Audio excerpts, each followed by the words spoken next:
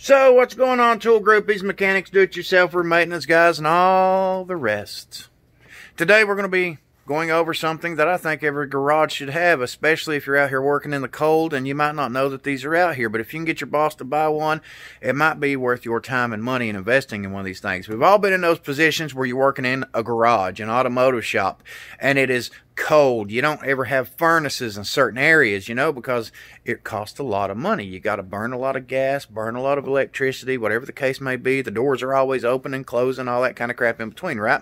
Well, as you can see, this factory right here that I do some work for, they have these old plate glass windows. This place is 100 years old. They ain't got no heat. They ain't got no air aside from those windows. Or if it's in summertime and it's really hot outside, if it's like 110 outside, it's 130 in here. So it's one of those things, you know, the boiler will keep you warm, but now in the wintertime, you don't always have that boiler to keep it nice and kosher, which is why you need one of these furnaces. This is what is called a clean burn waste oil furnace. And the beautiful thing about it is, all you need is something that runs to an air compressor. Okay, that's what this line right here is.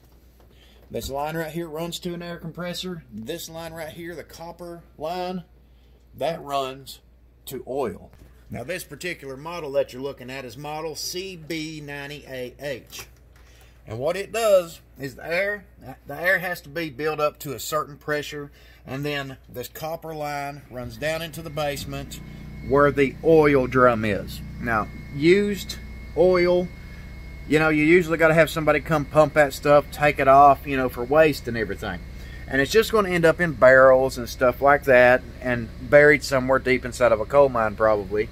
But with these clean burn furnaces, it burns the customer's used oil. Now, if you're running your own business and you have your own fleet vehicles, you can change your own oil and stuff, and this can save you money.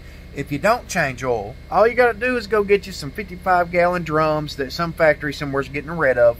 Go tell them, hey, can I have these? And then you go and pump your own oil or give it to a place that's an independent shop, and they will take the oil from customers' vehicles. They'll put it inside that drum and let you have it, so they don't got to pay to have it hauled off. Either way, but now if you're a mechanic shop, come on now. You change oil all year round. All you need is a barrel, one little tiny air compressor, and a pump. This thing right here does the rest. It sucks the oil in it, and you can adjust it for the oil pressure, you can adjust it for the air pressure, and it kicks on being hooked up to a regular old thermostat. It burns old used oil, and that means that you're going to stay warm. You're utilizing the oil. It's not necessarily polluting the environment nearly as much as what, you know, oil being spilled into the ground would be. And you can come up here, they come with books, you know, you can look at the flame right here and you can adjust it to what temperature you want it to run at. It's got a big fan on the back and it blows out the front here.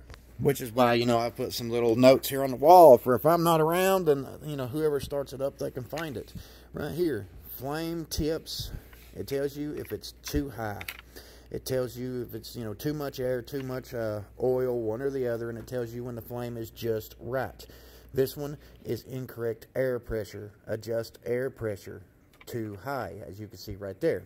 Correct maximum flame length adjustment. Correct oil and air is this one right here. This one is incorrect flame length adjustment, too much oil. So just by looking through that little hole up there, it kind of lets you know what it is that you're going to be looking for, what to adjust. You know, the instructions tell you everything.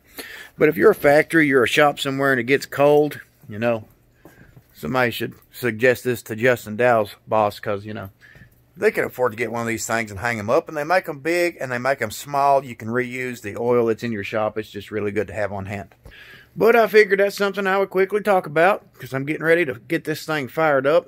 That way this factory is nice and warm first thing in the morning when their employees come in. And then, you know, I got a few more odds and ends to do, and then back off to the house I go. See, backwoods mechanics, we're even busy on Sundays. But like, share, subscribe, all that good stuff. Comment down below. Let me know if you've got these things and what you like or dislike about yours.